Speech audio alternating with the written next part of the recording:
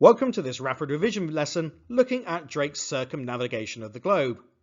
I've already done an introductory video on who Sir Francis Drake was, so we're going to be focused just on the circumnavigation in this particular video. What was the purpose of the 1577 to 80 voyage?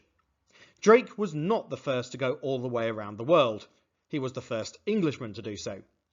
The first to do it was the Spanish Magellan expedition between 1519 and 1522, so we can see that Drake wasn't even close to being the first.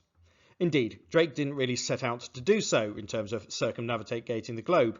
His aims were actually to break the Spanish trade monopoly in the New World, and also to get revenge on the Spanish after Hawkins and Drake had been attacked by the Spanish in 1576, leaving over 300 of their sailors killed.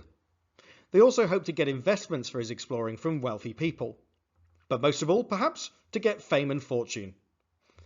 However, it is likely that at least the possibility of circumnavigation was present in his mind, so that when the opportunity presented itself, he took it. Let's have a look at the route of Drake's circumnavigation.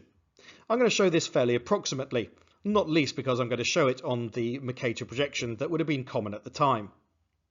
So Drake set off from England. As he set off, he passed through the Azores, South America, Cape Horn, Panama, what is now Oregon, and then out into the Pacific. But he didn't stop there, and obviously he was stopping off in various places along the way. It wasn't done all in one go. As he proceeded across the Pacific Ocean, he went through Malaysia and Singapore, around the Cape of Good Hope in modern-day South Africa, and then all the way back to England. So a circumnavigation, all the way around the world. So what did the circumnavigation actually achieve? If Drake set out to get rich, he certainly succeeded. His haul in treasure is estimated at £500 million in today's money. However, this great reward was achieved at great risk and considerable human cost. Drake set out with 5 ships, but by the time he reached the Pacific Ocean in 1578, only his ship, the Golden Hind, was left. Drake had executed Captain Thomas Doughty for mutiny. Mutiny is refusing to follow orders. Out of the 169 men that left, only 56 men survived.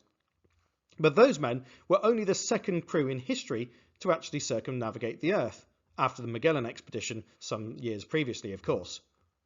This still established English ships and sailors as being a match for Spanish ships and sailors though, and so it was a big boost to national pride. So what were the other outcomes? Firstly, it encouraged exploration. It is hard to know precisely where Drake travelled, but it is thought that he got up as far as the American west coast as Vancouver, the first European to do so. He gathered considerable new information about the world from there. He also established what he called Nova Albion. In 1579, the Golden Hind docked in the west coast near the modern-day port of San Francisco for repairs. Indigenous peoples treated them with great honour. Sadly for them, this only encouraged Europeans to believe that they could settle and rule American land. After a ceremony performed by indigenous people, he declared this new land Nova Albion, with Elizabeth I as its queen. This was a challenge to the Pope, who had declared that only Spanish and Portuguese kings could actually rule America.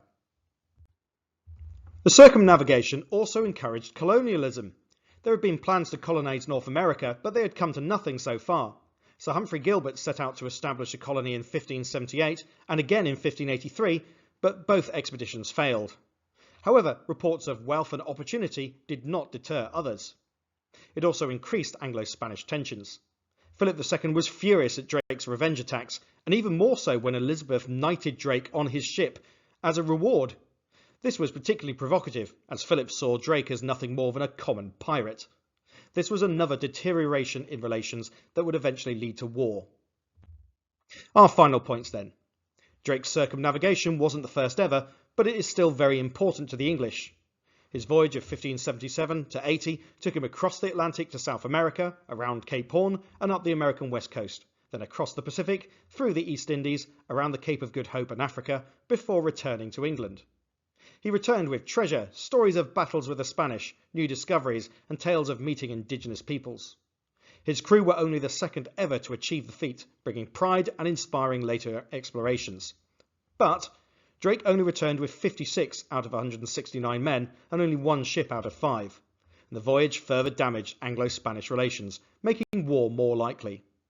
That's the end of this rapid revision video. Thanks very much for watching. I hope it's given you everything that you need, and if it has, please like and subscribe to the channel. But for now, thanks for watching and goodbye.